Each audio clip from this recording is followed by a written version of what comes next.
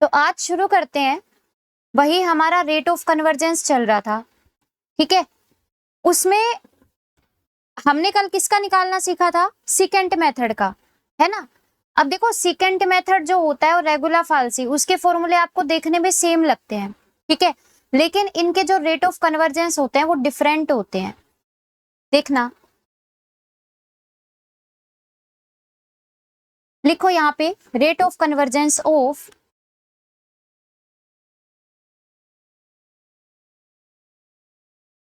Secant method का सीख लिया था, रेगुलर फाल्सी का निकालेंगे, ठीक है।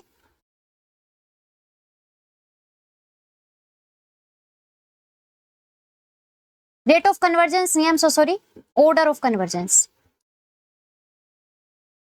ठीक है। जो आपका ऑर्डर ऑफ कन्वर्जेंस होता है रेगुलर फाल्सी का और सेकंड मेथड के, दो अलग अलग होते हैं ये, क्लियर। अब यहाँ पे भी सेम, आपको कुछ नहीं करना, ऑर्डर ऑफ कन्वर्जेंस निकालने के लिए आपको सिर्फ फॉर्मूला याद होना चाहिए, ठीक है। दूसरी बात, आपको वहां से टेलर्स सीरीज लगानी आनी चाहिए, बस, और कुछ भी नहीं करना। आगे के कुछ टर्म्स आप नेग्लेक्ट कर देते हो जो हायर ऑर्डर की रहती है, और वहां से ही आपको ऑर्डर मिलना शुरू हो जाता है, ठीक है। एक सेकंड वेट करना।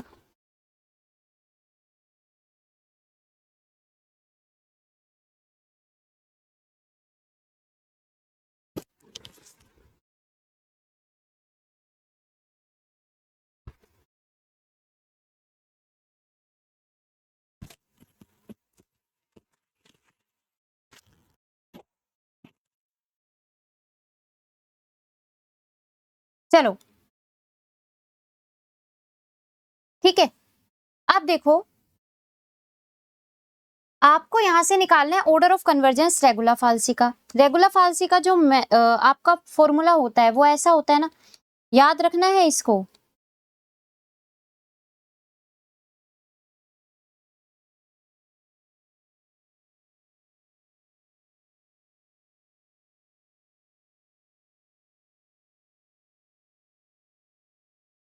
ये आपके पास फॉर्मूला होता है फॉर द रेगुलर फाल्सी।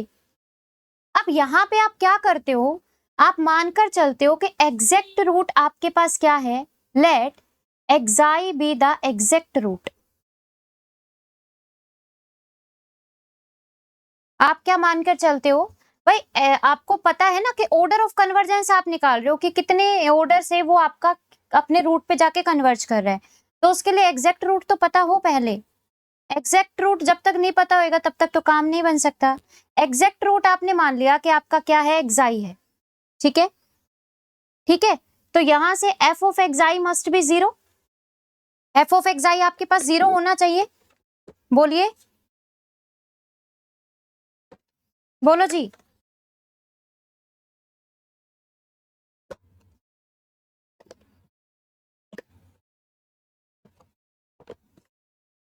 ठीक है। अब अगर आपका एफ ऑफ एक्साई जीरो, मुझे यहां से क्या चाहिए, एरर भी चाहिए, क्योंकि एरर पता होना जरूरी है। एप्सिलॉन एन हमने मान लिया कि ये आपके पास क्या है, nth अप्रोक्सीमेटेड एरर है, तभी तो हम आगे वर्क कर पाएंगे, है ना। ये आपकी एरर है। अब ये एरर जो है कैसे निकालते हो, ये आप निकालते हो जब आप एक्सन में से एप्सिलॉन सॉरी एक्सन में से अप्रोक्सीमेटेड रूट में से एक्साई को माइनस करोगे, ये आपके पास एरर निकल कर आएगी। तो यहां से एक्सन आपके पास ये ऐसा आ जाएगा, देख लीजिए। अरे कुछ नहीं किया, पिछले जैसे हमने सेकंड मेथड के लिए क्या था, सेम प्रोसेस से जा रहे हैं,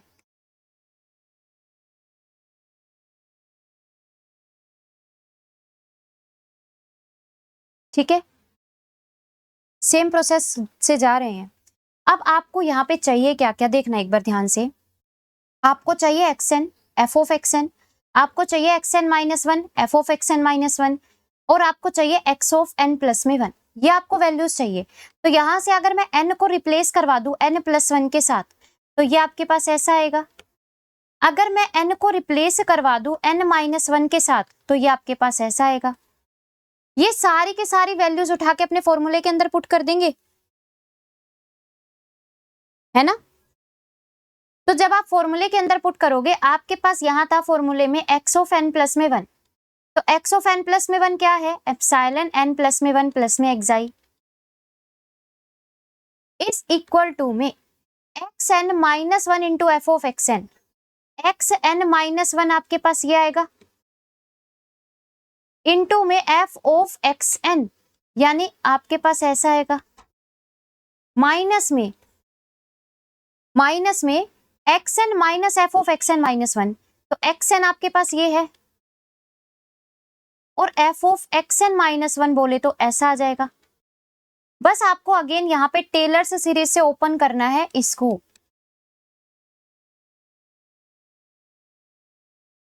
आपको क्या करना है, टेलर्स सीरीज से इसको ओपन करना है और कुछ भी नहीं करना, यहाँ पे पुट करना है। समझ में आ रही है बात? बोलो।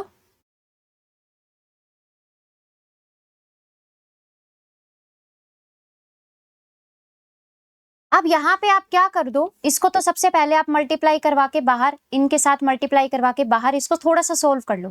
तो जब आप एप्सिलॉन एन माइनस वन को इसके साथ करवाओगे तो ये आपको ऐसा मिलेगा। फिर आप इसको एक्साई को करवाओगे तो xi f of epsilon n plus में एक्साई मिलेगा, माइनस में epsilon n f of epsilon n minus one plus में एक्साई, और माइनस में xi f of epsilon n minus one plus में एक्साई, और डिवाइडेड बाय में आपके पास ये आ जाएगा। मतलब बस कुछ नहीं किया, थोड़ा सा सोल्व कर लिया, इसको कर लिया।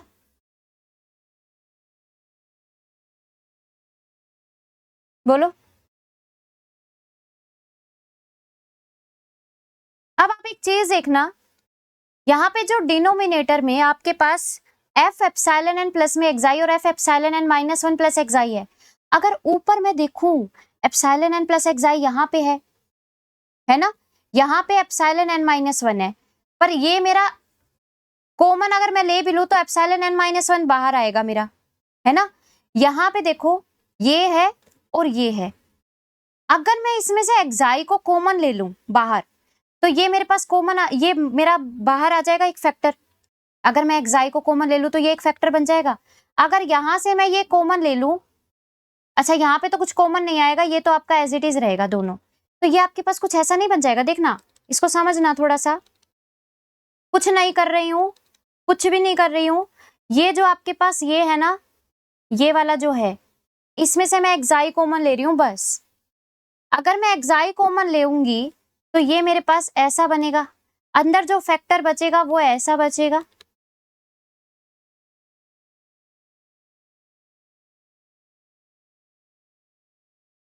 और यहां से आपका ये एज इट इज बच गया, जो टर्म बच रही है उसका एज इट इज लिख दो।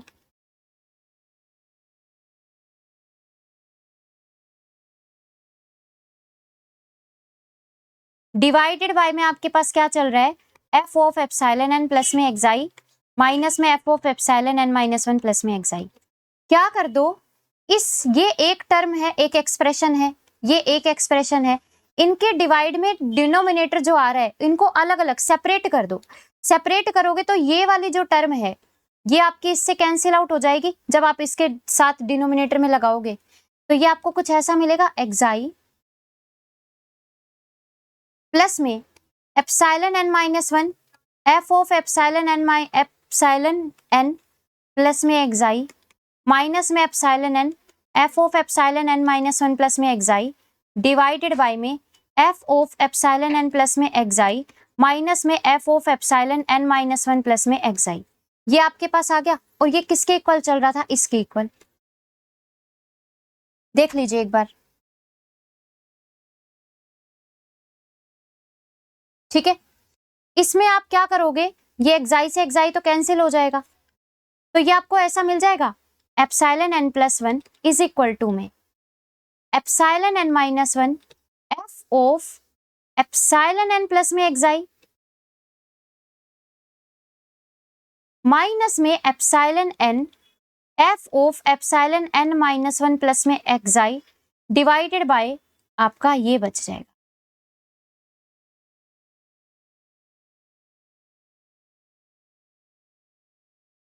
ठीक है, बोलो। अब बस आपको क्या करना है, दोबारा से जैसे हमने पीछे किया था टेलर्स सीरीज से इनको ओपन करोगे, ठीक है, अब ये आपके पास दो टर्म है, एक तो ये वाली, एक ये वाली, ये तो सेम ही है, तो इसको आप क्या करोगे, टेलर से सीरीज से ओपन करना है इसको और किसको, इसको। तो अगेन ये आपके पास पॉइंट है जिस पॉइंट पे आपको निकालना है, और ये जिस पॉइंट के अबाउट निकालना है वो है, तो एफ ऑफ एक्साई प्लस में epsilon n, f dash of xi plus में एप्सिलॉन एन का स्क्वायर अपॉन में 2 factorial f double dash of xi and so on too. Same तरीके से इसको ओपन करोगे, f of xi epsilon n minus 1 f dash of xi epsilon n minus 1 का whole square divided by में 2 factorial f double dash of xi and so on. अब आपको पता है क्योंकि xi is the exact root, तो f of xi 0, f of xi 0। तो ये आपको जो मिलता है एप्सिलॉन एन प्लस 1 किसके इक्वल मिलेगा, यहां से एप्सिलॉन एन माइनस में 1, इसकी वैल्यू उठा के, ये वाली जो वैल्यू है उसको उठा के वहां पे पुट कर दो, तो ये आपको मिलेगा f dash of xi epsilon n का स्क्वायर अपॉन में 2 factorial f double dash of xi and so on too.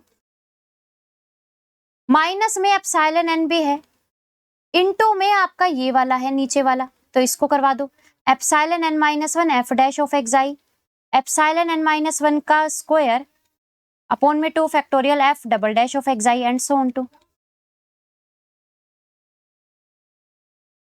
And divided by, ये आपको दोनों को क्या करना है, माइनस करना है। तो जब आप माइनस करेंगे तो देखो एफ डैश ऑफ एक्साई कॉमन आएगा, अंदर ऐसा बचेगा,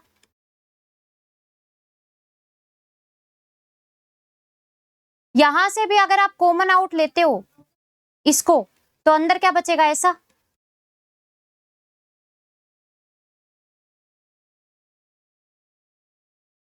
एंड सो ऑन टू। ये आपके पास आया जी, एक बार यहां तक बता दीजिए, किसी को कोई डाउट, समस्या, दिक्कत, परेशानी, कष्ट, पीड़ा, दुख, दर्द कुछ हो तो बताइए, उसके बाद आगे चलते हैं फिर।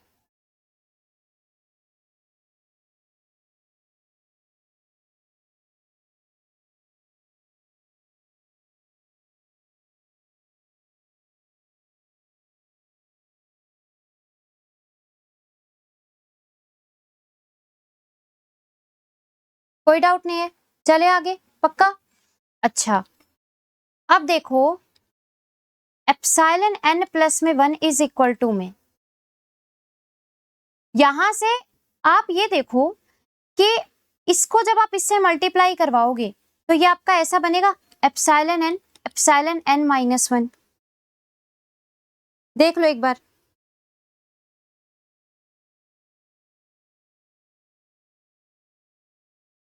सही है। अपॉन अपॉन में 2 फैक्टोरियल, ओ सॉरी, अपॉन में 2 फैक्टोरियल नहीं, नहीं अपॉन में 2 फैक्टोरियल नहीं आएगा, अपॉन में 2 फैक्टोरियल नहीं आएगा, एज इट इज रहेगा, ठीक है। सही जा रहे हैं क्या,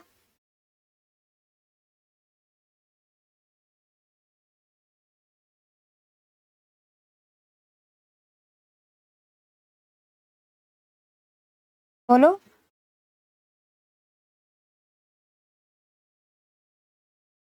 अच्छा, अब इसको जब इससे करवाओगे तो ये आपके पास बनेगा एप्सिलॉन एन का whole square epsilon n minus 1 upon में 2 f double dash of xi and so on too, आगे चलता जाएगा। अच्छा, यहाँ पे ये भी तो था एक, ये एक माइनस नहीं हो जाएंगे जी, हाँ ये सब्ट्रैक्ट हो जाएंगे, ठीक है। यहाँ पे ये चलता जा रहा था, माइनस में ये आपके पास ऐसा बनता, यहाँ पे एफ डैश ऑफ एक्साई भी आएगा,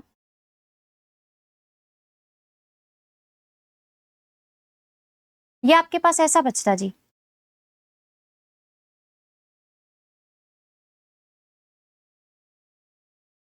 ठीक है। तो ये आपके कैंसिल आउट हो जाएंगे, और डिनोमिनेटर में क्या चल रहा है, डिनोमिनेटर में आपका चल रहा है epsilon n minus 1 f dash of xi plus में एप्सिलॉन एन स्क्वायर अपॉन में 2 एप्सिलॉन एन माइनस 1 अपॉन में 2 f double dash of xi and so on too. एक बार देख लीजिए, यहां तक तो कोई समस्या नहीं है ना, ये आपका बस क्या हुआ है, सब्ट्रैक्ट हुआ है, जो कैंसिल होता है वो कैंसिल कर दिया, ठीक है,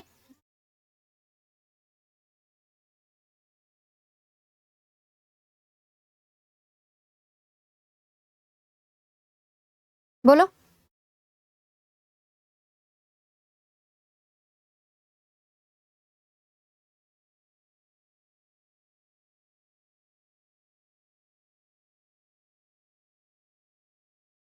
अब जो आपका एप्सिलॉन n प्लस वन बचता है, यहां से, इसमें से और इसमें से, अगर मैं epsilon n minus one upon में 2 अगर कॉमन ले लूं, तो अंदर ऐसा नहीं बचेगा क्या? Epsilon n F double dash of एक्साई, F double dash of एक्साई भी बाहर ले लेती हूँ, है ना, एफ डबल डैश ऑफ एक्साई भी बाहर ले लेती हूँ, तो यहां से बचेगा एप्सिलॉन n, यहां से बचेगा माइनस का एप्सिलॉन n माइनस वन, और आगे जो भी चलता जा रहा है ट्रिपल डेरिवेटिव में आएगा उसको मैंने छोड़ दिया। डिनोमिनेटर में से epsilon n minus epsilon n minus one F dash एक्साई, यहां से भी अगर मैं epsilon n minus one common ले लूं बाहर, तो ये आपके पास ऐसा बचेगा, एप्सिलॉन n बाय में 2 प्लस में epsilon n minus one by में 2। देख लो एक बार, यही वही वैसे ही ओपन हुआ है ये, जैसे ए स्क्वायर माइनस बी स्क्वायर का फॉर्मूला ओपन होता है ना? ठीक है। अच्छा एक बात बताओ, आगे जैसे आप कोई भी टर्म, जैसे नेक्स्ट टर्म अगर लिखोगे, तो वो आपके पास दोबारा से, जैसे मान लो यहां से अगर मैं नेक्स्ट टर्म लिखना चाहती हूँ इसकी, तो ये एप्सिलॉन क्यूब में आएगी, है ना, ट्रिपल डेरिवेटिव में आएगी, यहाँ पे भी एप्सिलॉन क्यूब में आएगी, एप्सिलॉन n क्यूब में आएगी, यहाँ से epsilon n minus one cube में आएगी। तो वो वापस से जब आप अगला फैक्टर देखोगे, इससे जस्ट अगले वाला, उसमें भी आपको epsilon n minus epsilon n minus one common मिलेगा, क्योंकि शुरू में जो टर्म आई वो आपकी एप्सिलॉन ये कॉमन लेके ऐसी बनी, जो सेकंड टर्म आएगी उसमें आपका epsilon n minus epsilon n minus one का स्क्वायर बनेगा, मतलब एप्सिलॉन n का square minus epsilon n minus one का स्क्वायर। तीसरी टर्म जो आएगी उसमें क्यूब के मिलेंगे, तो सब में से ये फैक्टर तो कॉमन रहेगा ही। तो ये फैक्टर में सब में से, अगर मैं आगे की टर्म्स को, चलो मैं नेग्लेक्ट भी कर देती हूँ, आप समझ लो कि आगे की टर्म्स में नेग्लेक्ट भी कर देती हूँ, आप क्यों आगे के टर्म्स में जाओ, तो आगे की टर्म्स अगर नेग्लेक्ट भी हो गई, तो भी यहाँ से epsilon n minus one common, तो आपके पास अंदर है ये बच जाएगा। और नीचे से भी अगर मैंने ये आगे वाले टर्म्स को यहां से अगर नेग्लेक्ट करना शुरू कर दिया, तो यहां से भी आपके पास यही कॉमन है, अंदर जो बचता है उसको एज इट इज छोड़ दो। देख लो एक बार, तो ये आपकी कैंसिल हो जाएगी, है ना, ये आपकी कैंसिल हो जाएगी। तो आपके पास एप्सिलॉन n प्लस वन क्या आया, इसको अगर मैं हटा दूं, ये आपकी कैंसिल हो चुकी है, तो आपके पास ये बचेगा एप्सिलॉन n प्लस वन।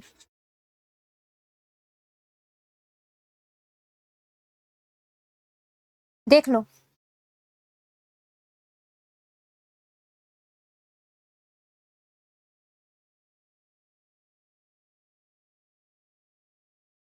बोलो, सही है।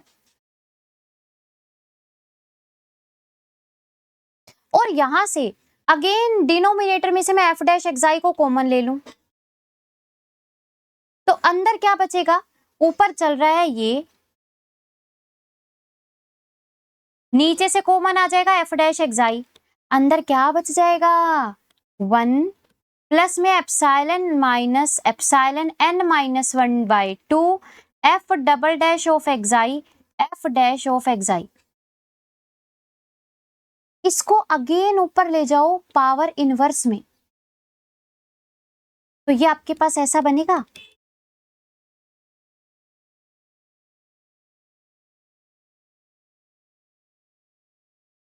देख लो एक बार, लिख रही हूं मैं, इसको अगेन बाइनोमियल एक्सपेंशन से ओपन कर दो, कैसे, ये आपका एज इट इज, है ना, यहां से अगर आप ओपन कर देंगे तो ये आपके पास ऐसा बचेगा,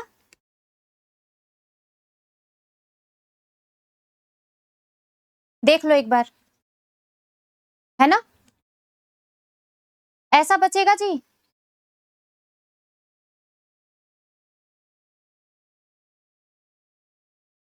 अब आप क्या करोगे, आप इसको अंदर मल्टीप्लाई करवाओगे, पहले इससे फिर इससे। तो जब आप फर्स्ट टर्म से मल्टीप्लाई करवाओगे तब तो आपके पास क्या रहेगा, तब तो आपके पास यही रहेगा।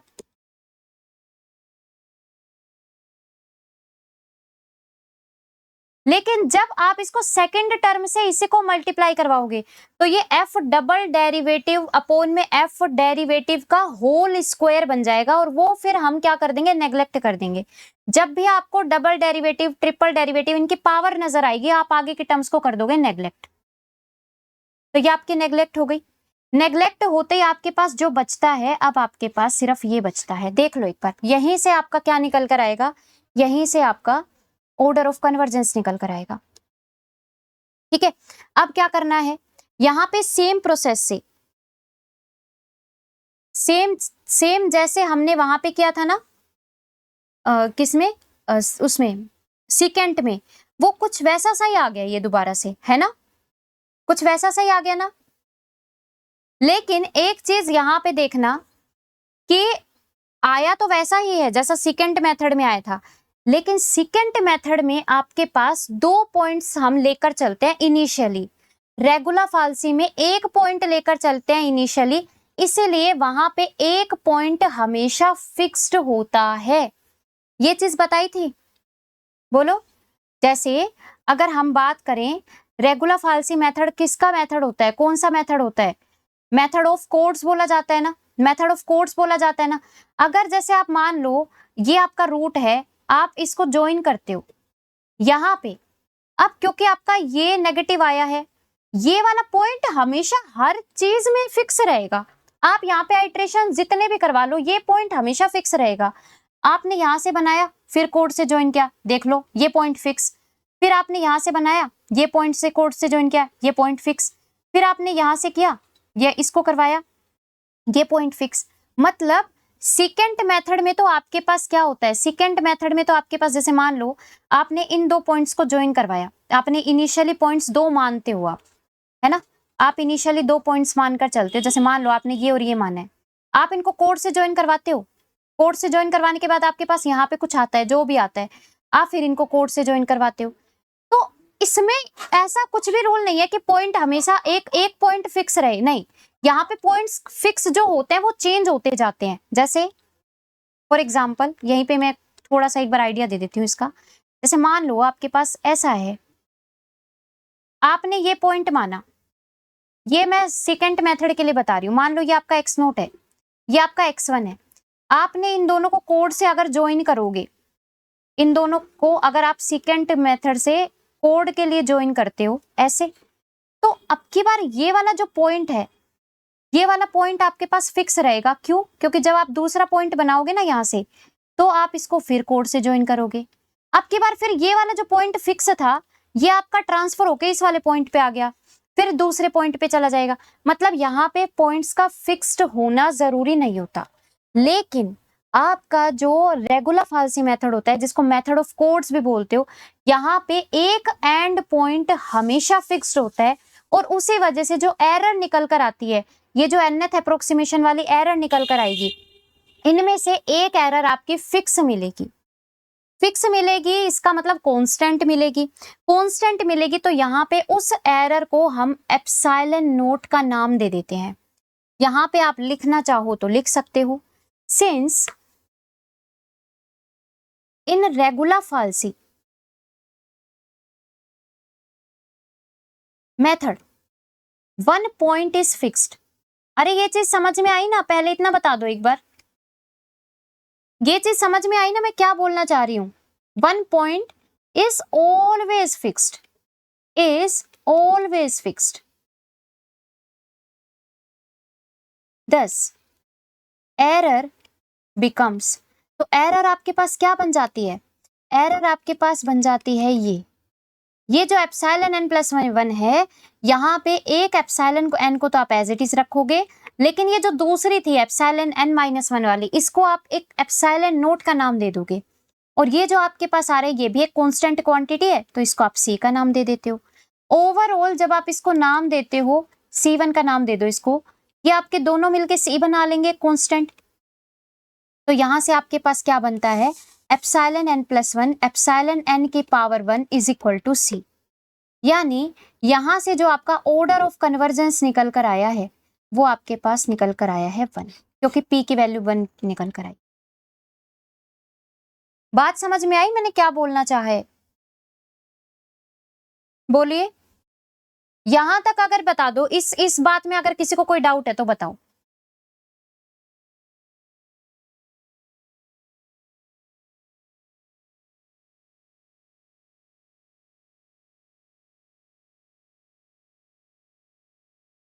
पक्का? पक्का ना? चले आगे फिर।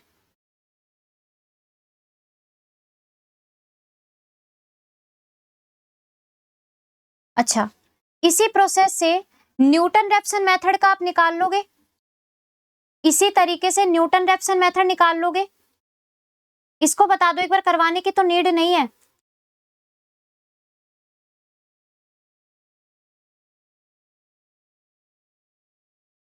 मैंने आपको 2 निकाल के बता दिए। न्यूटन रेफसन मेथड का तो वैसे भी इजी है, ठीक है। और सेम तरीके से बाइसेक्शन मेथड का निकाल लेंगे। बोलो।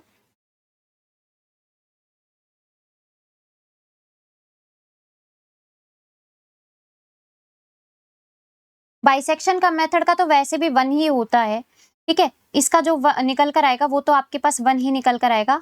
न्यूटन रेफसन का 2 निकल कर आएगा। इसको आप वैसे ही जैसे टेलर सीरीज से एक्सपेंड करके करते हैं वैसे ही करोगी, ठीक है। क्लियर है जी? अब मैं बात करती हूँ फिक्स्ड पॉइंट आइट्रेशन के लिए। हमारे पास 5 मेथड थे। पहला बाइसेक्शन था, ठीक है।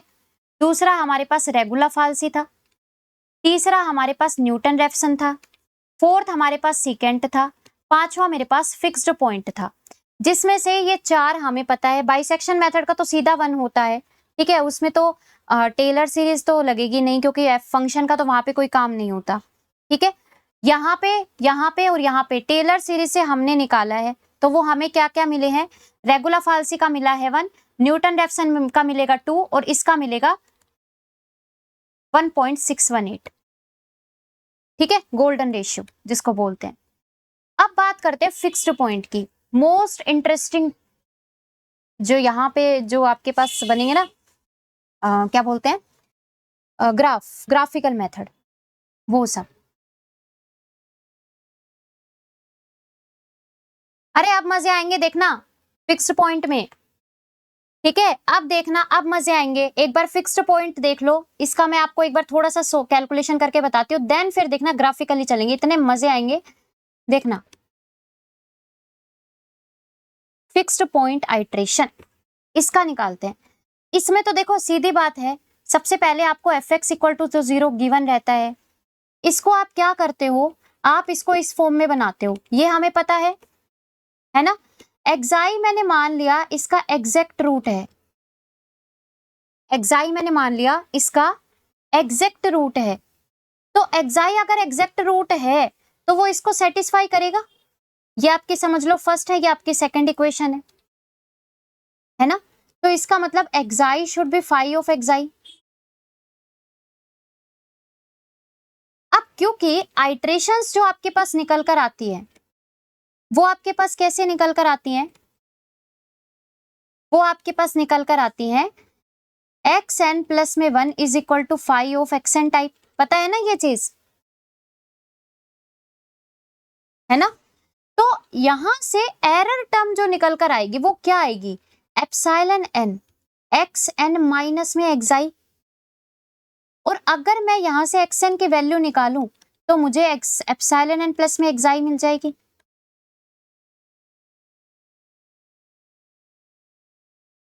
इस इक्वेशन को नाम दे दो थर्ड का, इस इक्वेशन को नाम दे दो फोर्थ का, सॉरी इस वाली को। अब क्या करोगे, यहां से इसमें से इसको सब्ट्रैक्ट कर दो।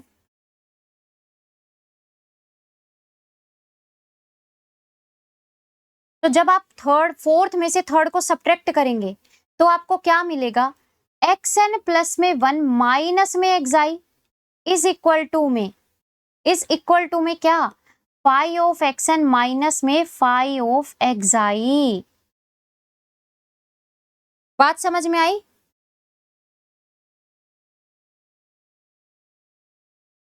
बोलो।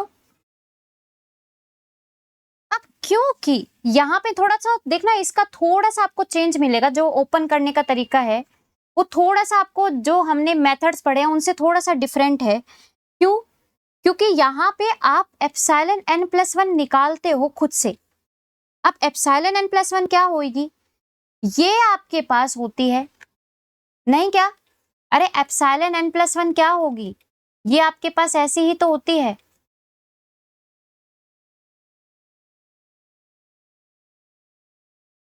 बोलो। तो इसके प्लेस पे मैं epsilon n plus one put कर दूं तो ये मुझे ऐसा मिल जाएगा।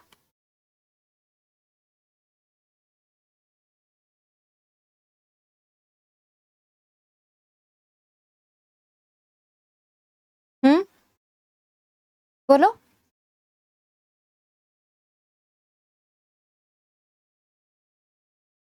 और एक्चुअल में अगर मैं यहां से एप्सिलॉन एन प्लस वन निकालना चाहूं तो वो मेरे पास क्या होगी,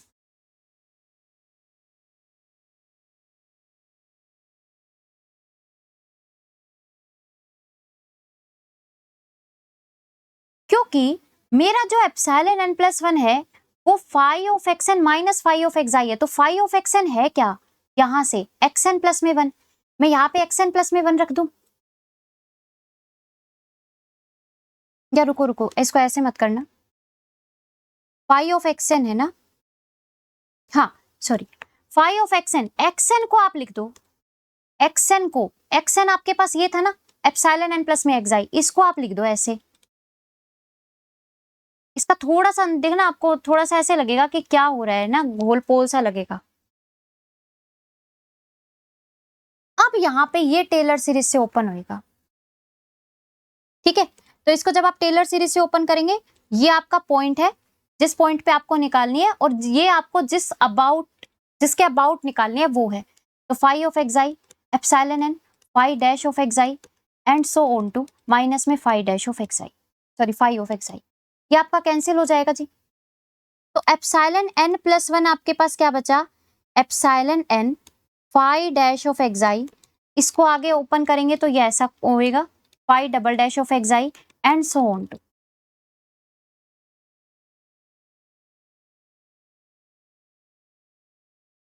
ठीक है, इसमें से अगेन मैंने क्या ले लिया, एप्सिलॉन एन कॉमन ले लिया, तो अंदर ऐसा बचेगा, और साथ में फाई डैश ऑफ एक्स आई भी कॉमन ले लो तो अंदर ऐसा बचेगा।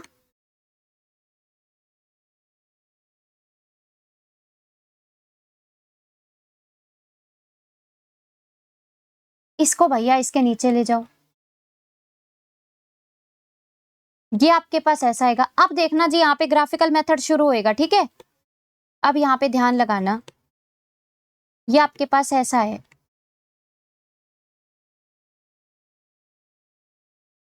ठीक है। अब जैसे ही अगर मैं इसके limit n tends to infinity करवाती हूँ, अगर मैं इसकी limit n tends to infinity करवाती हूँ, तो क्योंकि ये जो मेरे पास टर्म्स है as n tends to infinity पे, धीरे धीरे जो एरर है वो आपकी कम होनी शुरू हो जाएगी, धीरे धीरे जो एरर है वो एकदम कम होनी शुरू हो जाएगी। अरे जैसे जैसे आप अपने जीरो को टेंड करते जाओगे वैसे वैसे उनका डिफरेंस कम होगा, और अगर डिफरेंस कम होगा तो epsilon n tends to zero as n tends to infinity, मतलब ये वाली टर्म आपके पास जीरो हो जाएंगी, आगे आने वाली जितनी भी टर्म है उसमें स्क्वायर के साथ आएगा वो जीरो, फिर उसके आगे वाली सारी टर्म जीरो, तो यहां से लेके यहाँ पे पूरी टर्म जीरो, तो आपके पास ये फाई डैश ऑफ एक्स आई बचेगा सिर्फ। अब पूरा खेल डिपेंड करेगा इस फाई डैश ऑफ एक्स आई के ऊपर, बात समझ आ रही है? अब पूरा खेल डिपेंड करेगा इस फाई डैश ऑफ एक्स आई के ऊपर। अब यहां से हम फाई डैश ऑफ एक्स आई को पढ़ते हैं कि ये आपके पास क्या आएगा, ठीक है।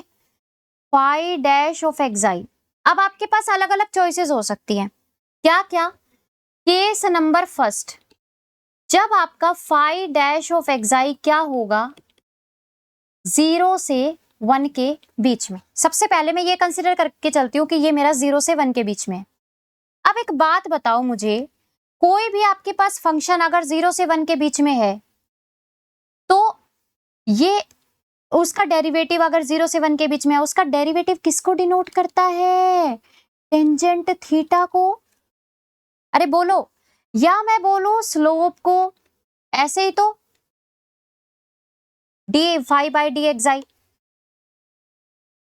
ऐसे ही आएगा, इसको ही डिनोट करता है। या सिंपली भाषा में इतना समझ लो कि ये आपके टेंजेंट को डिनोट करता है, जो आपका एंगल बनता है टेंजेंट थीटा जो निकल कर आता है उसको ये डिनोट करता है।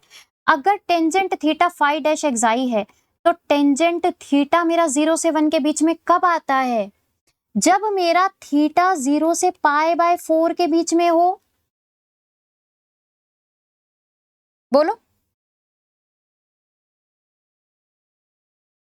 ये चीज समझ में आती है? पहले इतना बताइए, अगर मेरा टेंजेंट थीटा 0 से 1 के बीच में है, इसका मतलब मेरा थीटा 0 से पाई बाय 4 के बीच में होना चाहिए, है ना? अब देखो यहां से मैं ग्राफ आपको बना के दिखा रही हूं।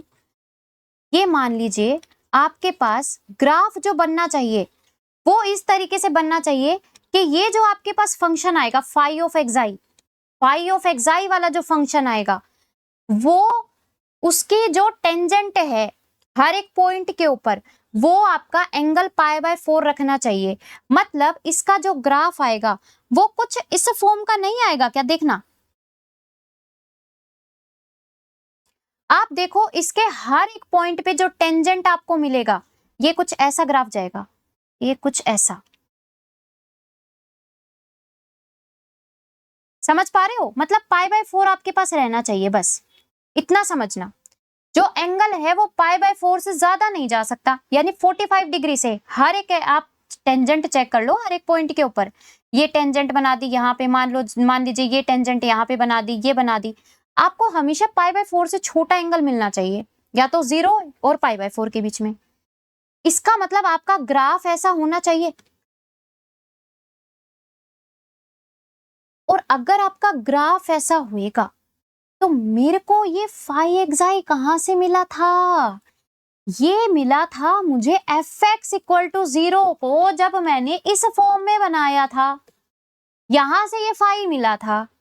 इसका मतलब यहाँ पे मुझे इसको, इस फाई एक्साई को y इक्वल टू एक्साई के साथ ट्रीट करना पड़ेगा। मतलब मुझे यहाँ पे ये ग्राफ बनाना पड़ेगा। बता दो,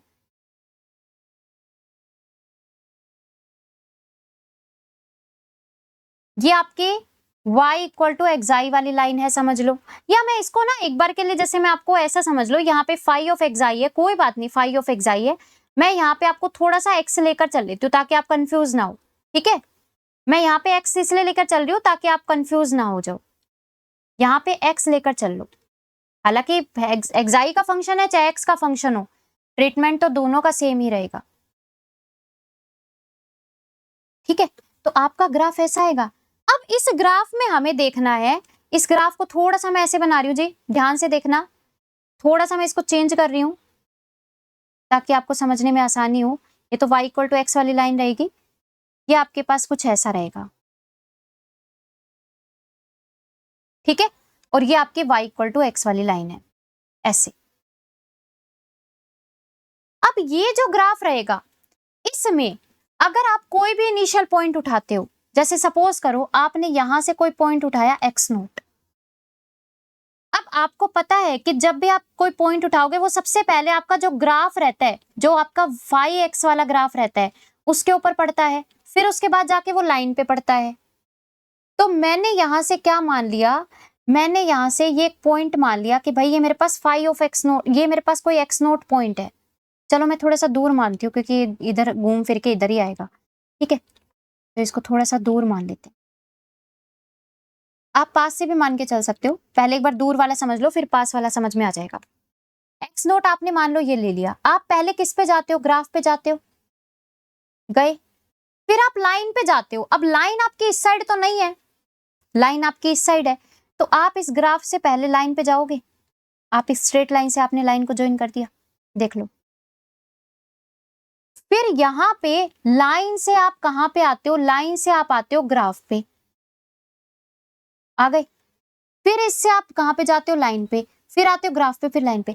आप देखो यहाँ पे आप इनिशियल पॉइंट कोई भी उठा लो, आप चाहे बहुत दूर वाला पॉइंट उठा लो, चाहे आप इसके बहुत नजदीक वाला पॉइंट उठा लो, आप देखोगे इवेंचुअली जो आपका इनिशियल अप्रोक्सीमेशन है उससे जो न्यू अप्रोक्सीमेशंस निकल कर आती है, जैसे x0 फिर x1 आई फिर x2 आई, वो सारी की सारी आपके इसके फिक्स्ड पॉइंट को कन्वर्ज कर रही है।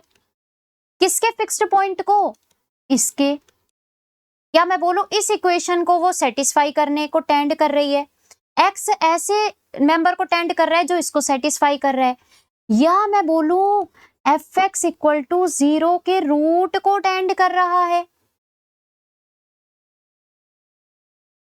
इसका मतलब जब आपके पास फाई डैश एक्स, जब आपका लेस देन, जब आपका फाई डैश एक्स 0 से 1 के बीच में होएगा तो आपका ये हमेशा कन्वर्ज करेगा।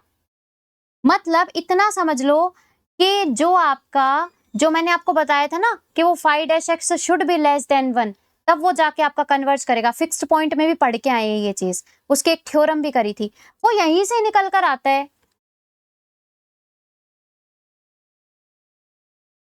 ठीक है, वो यहीं से निकल कर आता है। अगर आपका फाई डैश एक्स, अब वहां पे तो मॉडुलस था तो वो आपका -1 से 1 के बीच में आता। ठीक है, वहां पे तो मॉडुलस था, लेकिन यहाँ पे जो हम केस पढ़ रहे हैं वो 0 से 1 के बीच में पढ़ रहे हैं। तो इसका जो ग्राफ आएगा, आप यहाँ पे कोई भी इनिशियल पॉइंट उठाओ, जैसे मान लो आपने यहाँ पे उठाया, आप देखो यहाँ पे पहले आपका ग्राफ पे जाएगा, फिर लाइन पे जाएगा, फिर ग्राफ पे, फिर लाइन पे, फिर ग्राफ पे। आप देखो आप यहाँ पे कोई भी पॉइंट उठाओगे आपका ये हमेशा इसी पॉइंट पे आके कन्वर्ज करेगा। मतलब फाई एक्स के फिक्स्ड पॉइंट पे आके कन्वर्ज कर रहा है, मतलब आपका एफ एक्स इक्वल टू 0 के रूट पे आके कन्वर्ज कर रहा है। यहां तक अगर किसी को कोई समस्या हो तो बताओ, फिर मैं आगे चलूंगी। बोलो।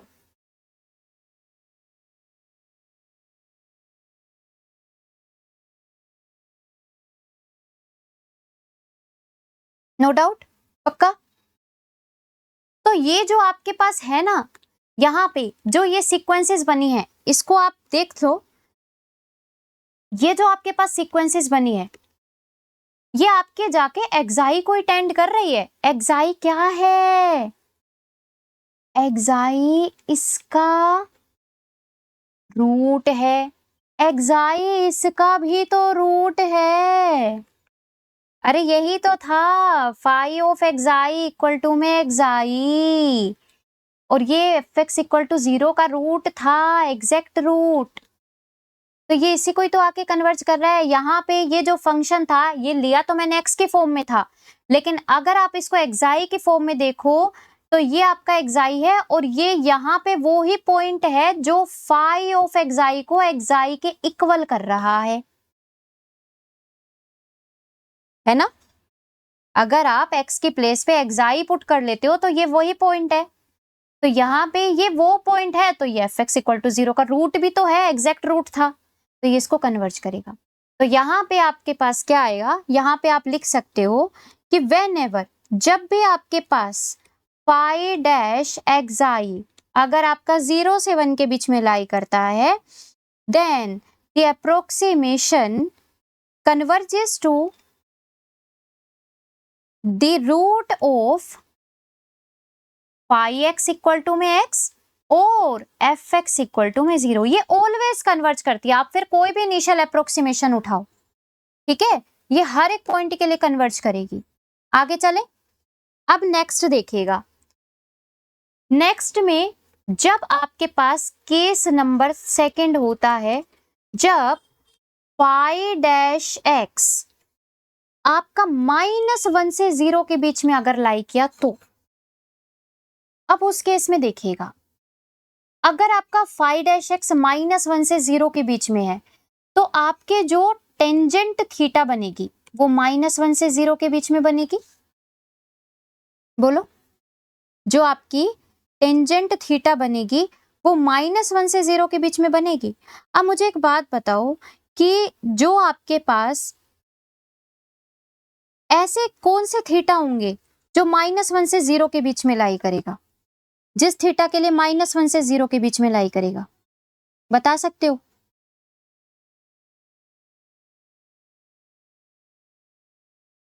बोलो।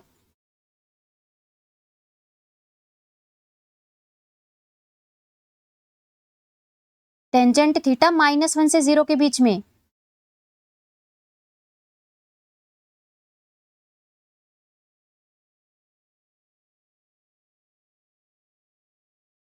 ये आपका होएगा जी, देख लो मैं बता देती हूँ यहां से। थीटा आपका 0 से अगर 135 ले लूं, आप यहां से देखो ऐसे, हाँ वो तो ठीक है -π/4, यहाँ पे ऐसा भी समझ सकते हो। देखो ना, आपके पास ये होता है ऐड शुगर टू कॉफी, यही होता है ना, यही होता है ना? मतलब यहाँ पे आपके पास जो टेंजेंट होता है वो कहाँ कहाँ नेगेटिव होता है, यहाँ पे और यहाँ पे।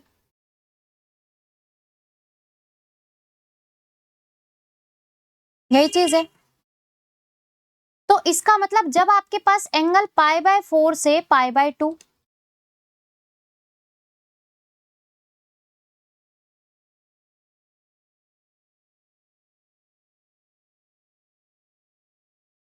सही है, और जब आपके पास एंगल, ये क्या होता है, क्या होता है ये 3π/2 से 2π, है ना, यही होता है ना? हाँ, तो इनके बीच में आपका एंगल क्या मिलेगा, आपको क्या मिलेगा, ये नेगेटिव, यही चीज है ना, देख लीजिए एक बार।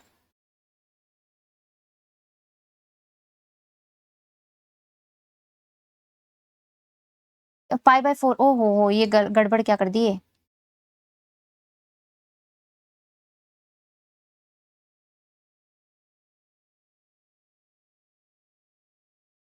यही होता है ना, एक बार देख, एक बार बताना फटाफट से। नेगेटिव तो यहाँ होता है, लेकिन इसने बोला है -1, यानी -π/4 से टेंजेंट 0। अब -π/4 कहाँ होता है, कोई पूछे तो? ये आपका π/4 होता है और ये आपका -π/4 होता है, यही होता है ना? तो आपको यहां से कहां तक मिलेगा 0, यहां से यहां तक।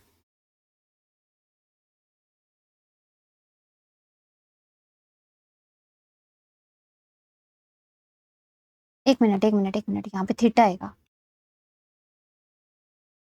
यहाँ पे थीटा आएगा जी,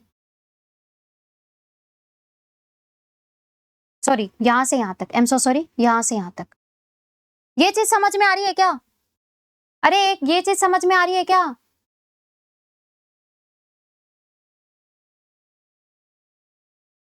मतलब कुल मिला के आप ऐसा समझ सकते हो, जो आपके पास एंगल बनेगा वो 90 से बड़ा होना चाहिए। ये चीज समझ में आई मैंने क्या बोला है? देखना, दोबारा से देख लो एक बार इसको। आपके पास टेंजेंट थीटा ये है, तो थीटा आपका यहां से अगर आप टेंजेंट अप्लाई करोगे बोथ साइड, तो ये -π/4 निकलेगा, ये 0 निकलेगा।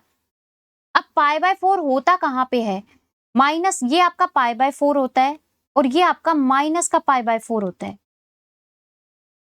है ना? तो इसका मतलब जब आपका एंगल इनके बीच में लाई करेगा, तब आपका जाके क्या होगा, नेगेटिव होएगा टेंजेंट। लेकिन यहाँ पे तो नेगेटिव नहीं होता, तो इसका मतलब यहां से नेगेटिव मिलेगा। इसका मतलब आपको इतना तो पता चल गया कि आपका जो एंगल है वो आपका एक्यूट तो नहीं होना चाहिए, ओब्ट्यूज होना चाहिए, मतलब 90 से बड़ा होना चाहिए। ये चीज समझ में आई, है ना, है ना?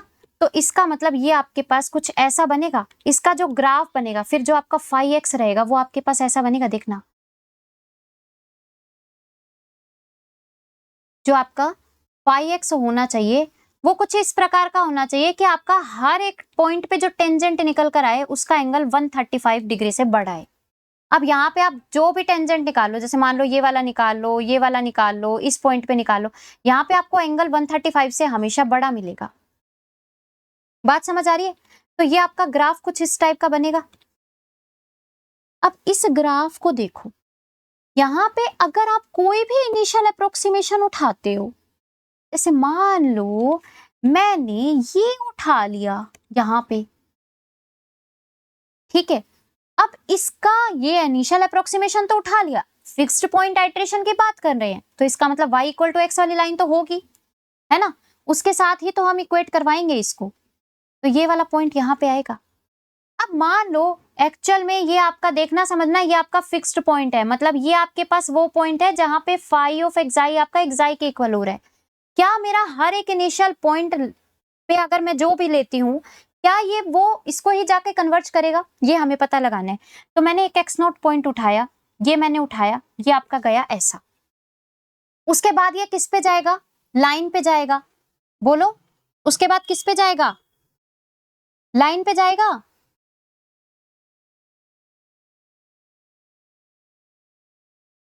बोलो। अब लाइन आपकी दोनों तरीके से जा रही है, आप चाहे इसको स्ट्रेट ले जाओ, चाहे आप लेना चाहो आप इसको इस साइड ले जाओ, कोई इशू नहीं है, आप दोनों तरीके से मैं आपको करके दिखा दूंगी। आप पहले इसको ऊपर ले जाओ लाइन, क्योंकि लाइन ऊपर जा रही है, ऊपर ले जाओ, लाइन पे जाने के बाद आप इसको इस साइड लेकर आओगे ग्राफ पे। अब ग्राफ से वापस उसी डायरेक्शन पे नीचे मत उतर जाना, नहीं तो वहीं पे घूमते रहोगे पागल की तरह, ठीक है, ठीक है। फिर उसके बाद आप फिर से लाइन पे आओगे, आ गए, फिर से आप ग्राफ पे जाओगे, गए, फिर से आप लाइन पे जाओगे, फिर आप ग्राफ पे जाओगे, फिर आप लाइन पे जाओगे, फिर आप ग्राफ पे जाओगे, फिर लाइन पे जाओगे, फिर ग्राफ पे जाओगे, फिर लाइन पे गए, फिर ग्राफ पे गए, फिर लाइन पे, फिर ग्राफ पे, फिर लाइन पे। अरे देख रहे हो ऐसे घूमता घूमता घूमता घूमता घूमता इनफाइनाइट कुएं जैसा बन गया, स्पाइरल टाइप का बन गया, घूमता घूमता उसी को जाके कन्वर्ज कर रहा है, इस पॉइंट को, इस पॉइंट को ही जाके कन्वर्ज कर रहा है, गया, ठीक है। यही चीज अगर मैं अब दूसरे तरीके से लेती हूं, जैसे मान लो यही आपका ग्राफ है, समझना इसको, यही आपका ग्राफ है ऐसा, और आप अब की बार ये आपके y इक्वल टू एक्स वाली लाइन है, आप यहां से मान लो ये फिक्स्ड पॉइंट, ये आपने क्या उठाया इनिशियल पॉइंट, आप यहां से यहां पे गए, आप अब की बार इस लाइन पे आ जाओ, इस साइड आ जाओ, कोई दिक्कत नहीं है, उसके उसके कोई भी दिक्कत नहीं रहेगी, आप लाइन पे आ जाओ, लो, आप फिर ग्राफ पे चले जाओ, लो, आप फिर लाइन पे आ जाओ, आप फिर ग्राफ पे चले जाओ, आप फिर लाइन पे आ जाओ, आप फिर ग्राफ पे चले जाओ, फिर लाइन पे, फिर ग्राफ पे, अरे घूमते घूमते फिर वहीं पे आ रहे हो। तो आप चाहे उसको उस तरीके से ले लो, चाहे आप ऊपर ले जाओ, ऐसे ले आओ, ऐसे ले आओ, चाहे आप इस साइड ले आओ, इसके कोई दिक्कत नहीं है, वो जाना है जहां पे कन्वर्ज करना है वो करेगा ही करेगा, जिद्दी बच्चा है, अपनी जिद पूरी करके ही मानेगा, ठीक है, किसी के नहीं सुनेगा, जाएगा तो इस पॉइंट पे कन्वर्ज करेगा। समझ में आई ये चीज? तो यहां से भी आपका कन्वर्जेंट निकल कर आ रहा है हर एक तरीके से, इसका मतलब जब आपका फाई डैश एक्साई -1 से 0 होगा, तब भी आपका जो इनिशियल अप्रोक्सीमेशन है या अप्रोक्सीमेशंस जो भी निकल कर आ रहे हैं, वो आपके कन्वर्ज करेंगे to the root of phi of x i equal to में एक्साई और f of x equal to में 0। और यही तो रीजन होता है कि दोनों मिलके अगर ऐसे हो जाए तो आपके पास ऑलवेज कन्वर्जेंट निकल कर आता है, यही रीजन होता है। मैंने दोनों आपको अलग अलग दिखा दिए, समझ रहे हो? बोलो।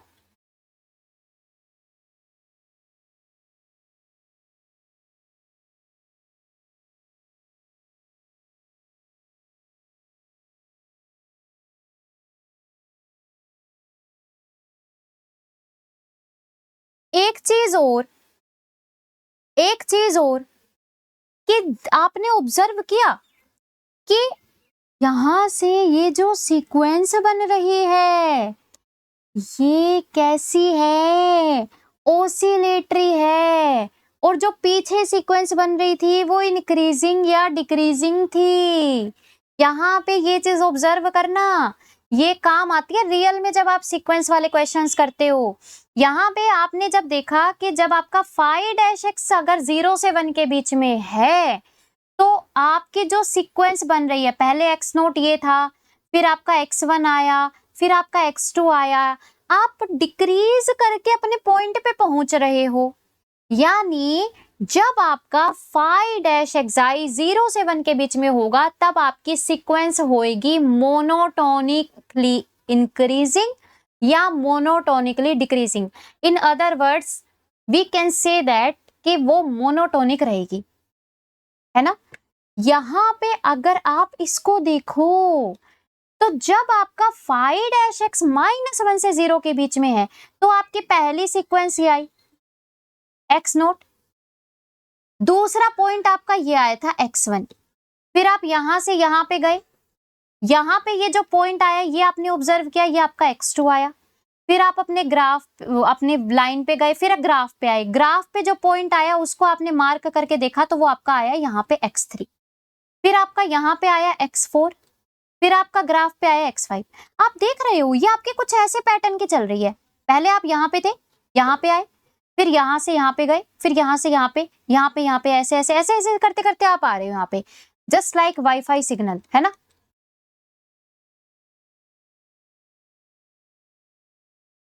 हाँ, स्टेयर केस बोल दो, फर्स्ट वाला स्टेयर केस बोल दो, मोनोटोनिक बोल दो।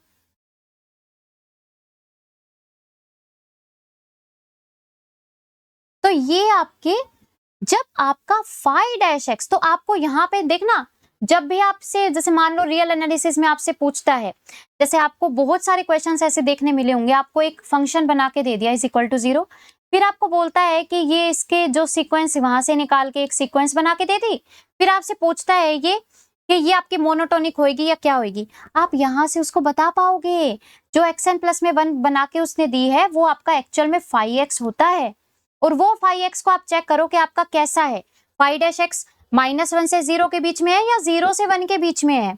अगर 0 से 1 के बीच में है तो पक्का मोनोटोनिक, अगर -1 से 0 के बीच में है तो पक्का ओसिलेटरी, और दोनों ही केस में convergent to the root of the given equation. समझ में आया?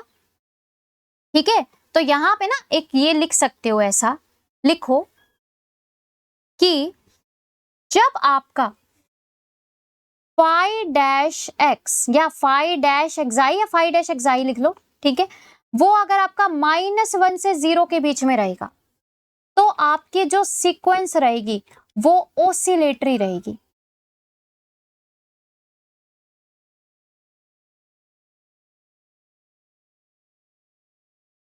और जब आपका फाइव डैश एक्साई 0 से 1 के बीच में रहेगा तब आपकी सीक्वेंस इज मोनोटोनिक रहेगी। बात समझ में आई?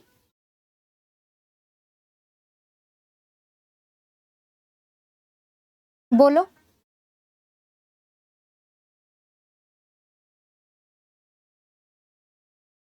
क्लियर?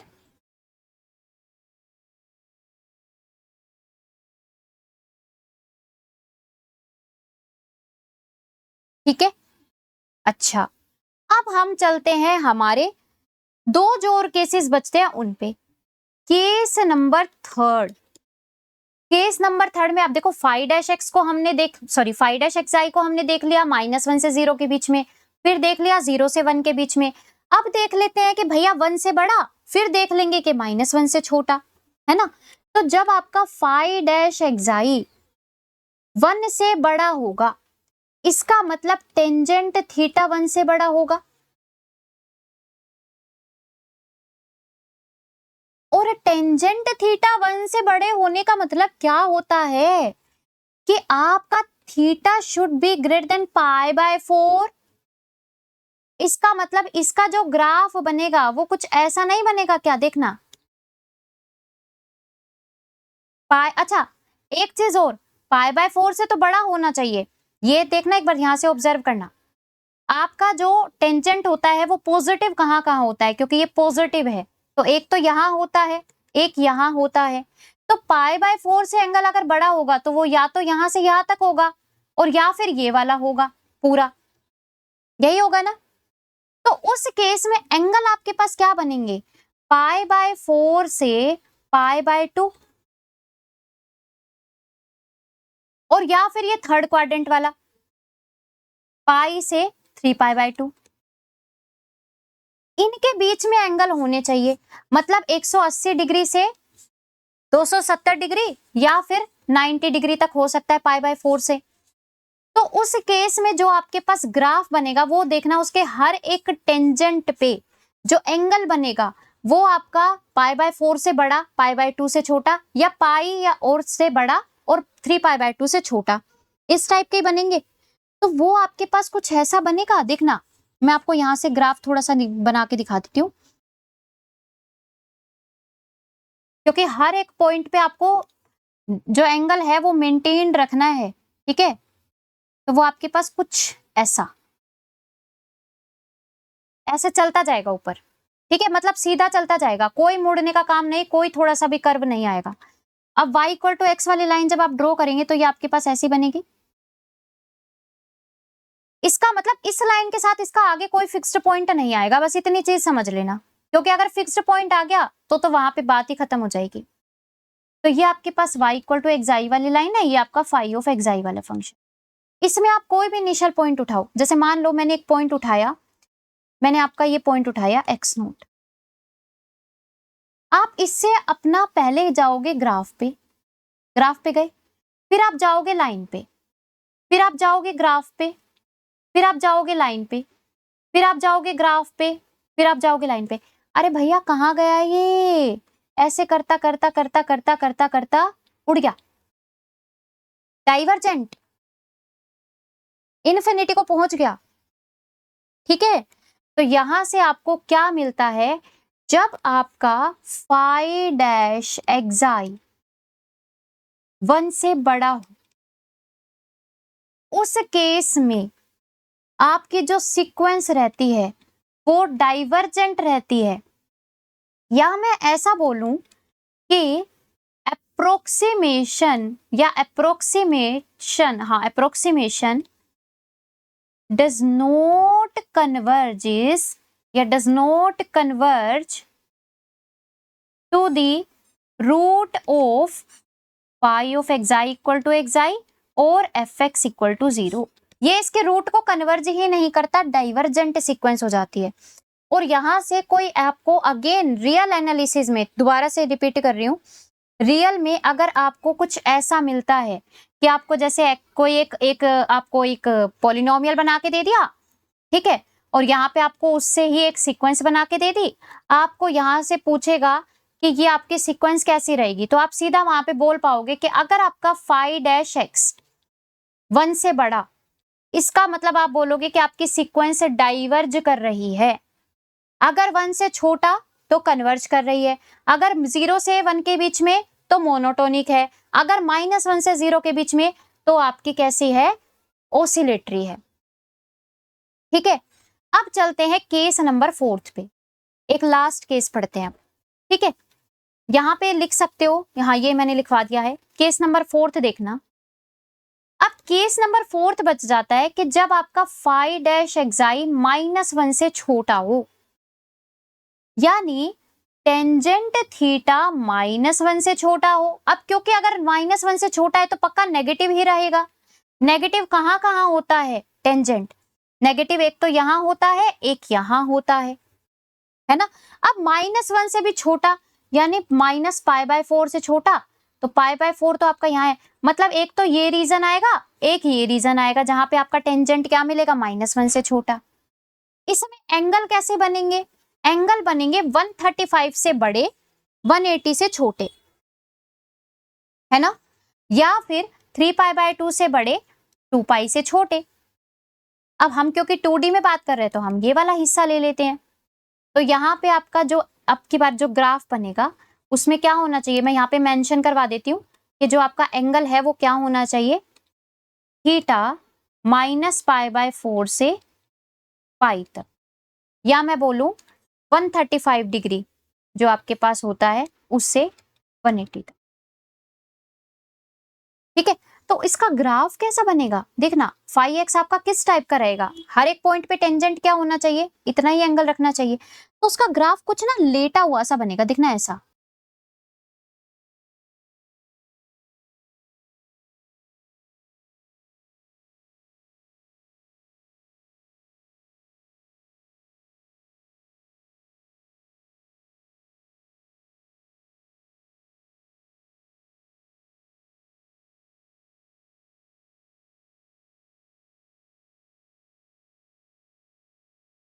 अब सही बनेगा, ये देखना, यहाँ पे कोई पॉइंट उठा लो एक्स नोट, ठीक है, ग्राफ पे गए, लाइन पे गए, ग्राफ पे गए, लाइन पे गए, ग्राफ पे गए, लाइन पे गए, ग्राफ पे गए, लाइन पे गए, ग्राफ पे गए, लाइन पे गए, ऐसे ऐसे चलते जाओगे, चलते जाओगे, चलते जाओगे।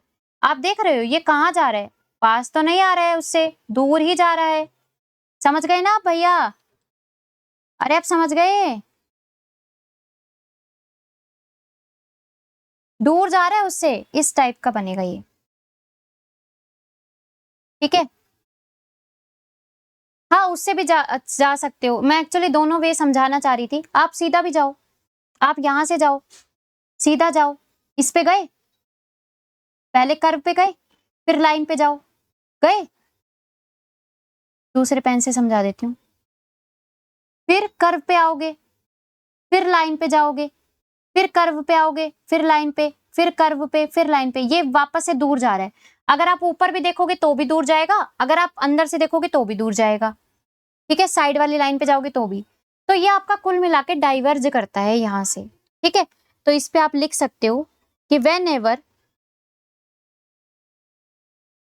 फाई डैश एक्स या फाई डैश एक्स आई जब आपका -1 से छोटा होता है तो सीक्वेंस आपकी ओसिलेटरी तो होती है लेकिन डाइवर्ज करती है, या मैं बोलूं कि सीक्वेंस आपकी ओसिलेटरी डाइवर्जेंट होती है। ठीक है,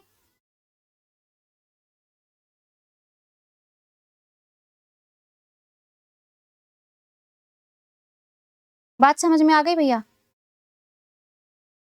तो ये आपके पास था फिक्स्ड पॉइंट। अब इससे रिलेटेड कुछ अच्छा, कुछ एक चीजें हैं जो मैं लिखवाना चाह रही हूँ, नोट में लिख लो। ठीक है, उसके बाद इसके कल क्वेश्चंस करेंगे। ठीक है, चलो अब देखो, जो मैं आपको बात बता रही थी ना कि मैं आपको ये चीज लिखवाऊंगी, रेगुलर फाल्सी वाले न्यूटन रेफसन में क्या क्या चीजें होती है। ठीक है, तो वो एक बार लिख लो फटाफट से नोट डाल के, उसके बाद इससे इस फिक्स्ड पॉइंट के कल क्वेश्चंस कर लगाएंगे। ठीक है, in method of regula falsi या regula false position,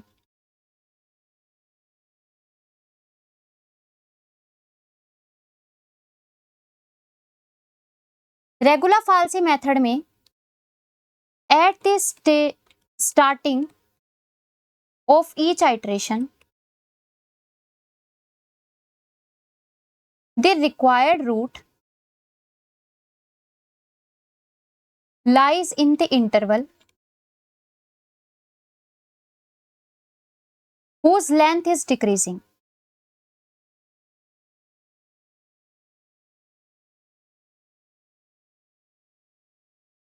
Hence the method always converges. ये मैं समझाती हूँ क्या बोल रहा है ये।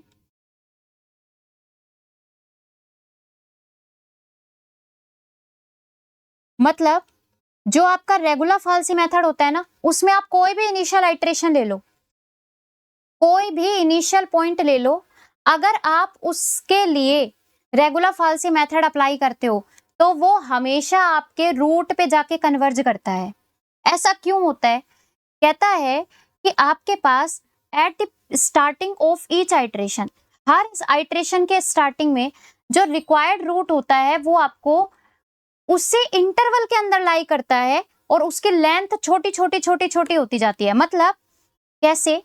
रेगुलर फाल्सी वाला मेथड क्या होता है, आपके पास ये है, आपका ये ग्राफ है, आप यहाँ पे क्या करते हो, इसको कोड से ज्वाइन करते हो, आप इन दोनों को कोड से ज्वाइन करते हो, फिर यहाँ पे जो आपका आता है पॉइंट, इनको फिर आप कोड से ज्वाइन करते हो, फिर यहाँ पे जो पॉइंट आता है इसको आप कोड से ज्वाइन करते हो। तो ये जो आपकी जो लेंथ है ना, ये जो आपकी लेंथ है, ये धीरे धीरे छोटी होती जाती है, और यही कारण होता है, या मैं बोलूं कि ये वाला जो आपका डिफरेंस होता है ये धीरे धीरे कम होने लग जाता है, और यही कारण होता है कि वो आपके रूट पे आके कन्वर्ज होता है।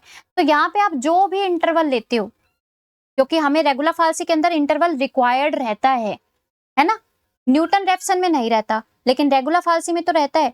इंटरवल एक ऐसा तो हमें जरूर चाहिए जिसके एंड पॉइंट्स पे एफ अपोजिट वैल्यू रखे, है ना, अपोजिट साइन रखे।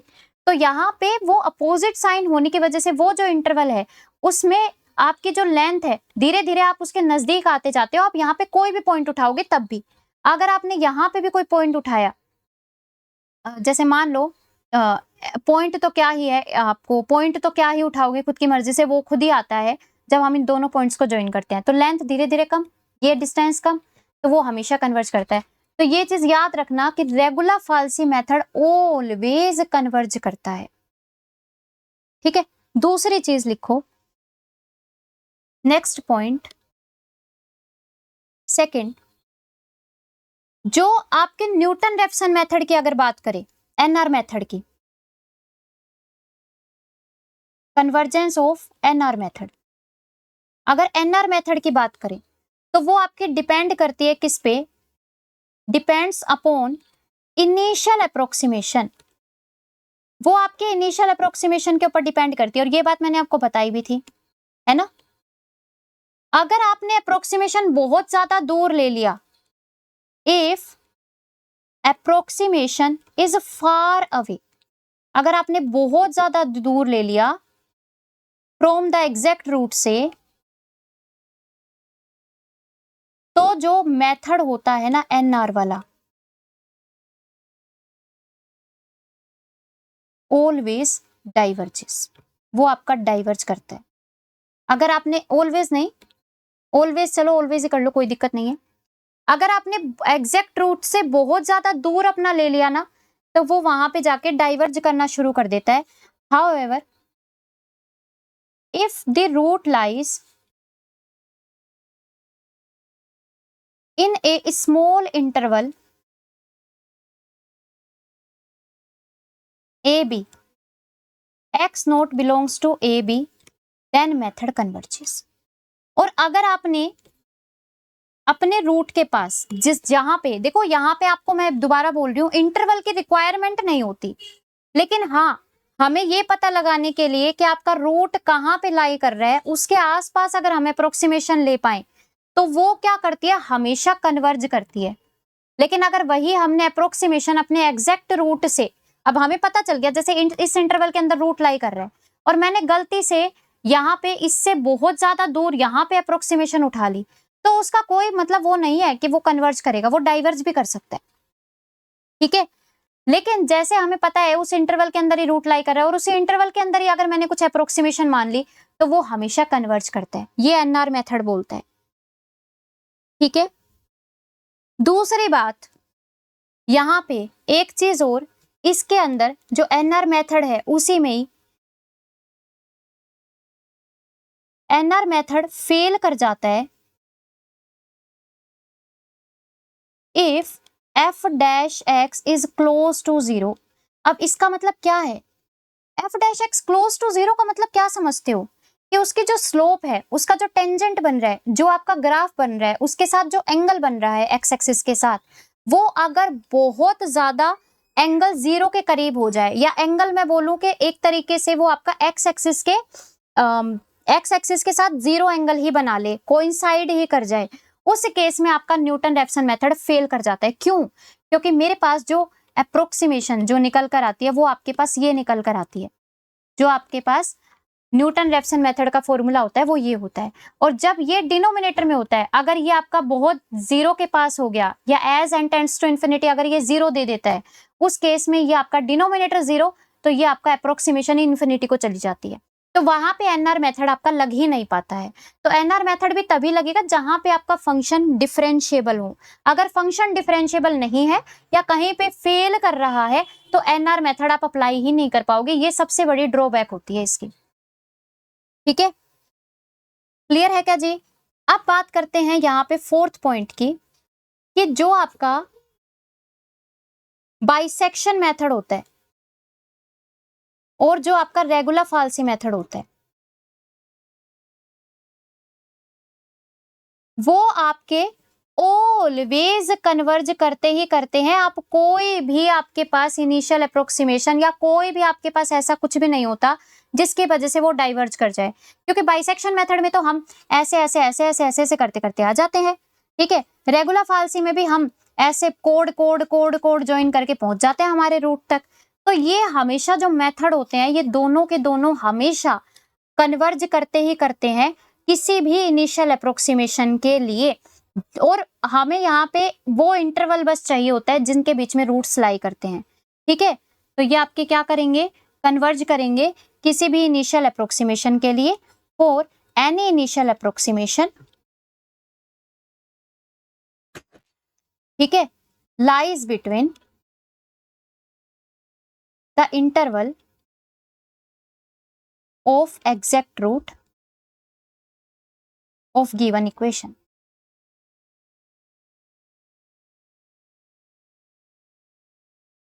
ठीक है। और यहाँ पे एक फिफ्थ पॉइंट और मैं मेंशन कर देती हूँ कि जो आपका न्यूटन रेप्सन मेथड होता है, जो आपका फिक्स्ड पॉइंट आइटरेशन होते हैं, ठीक है, जो आपके पास सीकेंट मेथड होता है, ये जो आपके पास सारे के सारे होते हैं may not be convergent for some cases, जैसे अभी हम पढ़ के आए हैं, ठीक है। तो ये आपके पास कुछ केसेस के लिए कन्वर्जेंट नहीं होते हैं, बाकी बाइसेक्शन और रेगुलर फाल्सी हमेशा के हमेशा कन्वर्ज करते हैं, ठीक है जी। तो ये आपके पास था सारा जो हमने पढ़ा है, ठीक है। ये जो आपके रूट को फाइंड आउट करने की जो प्रक्रिया थी ना, वो यहाँ पे आके समाप्त होती है। इसके बाद होएगा एक नया टॉपिक शुरू, ठीक है। इससे रिलेटेड क्वेश्चन CSIR नेट के एंड गेट के कल करेंगे डिस्कस, ठीक है।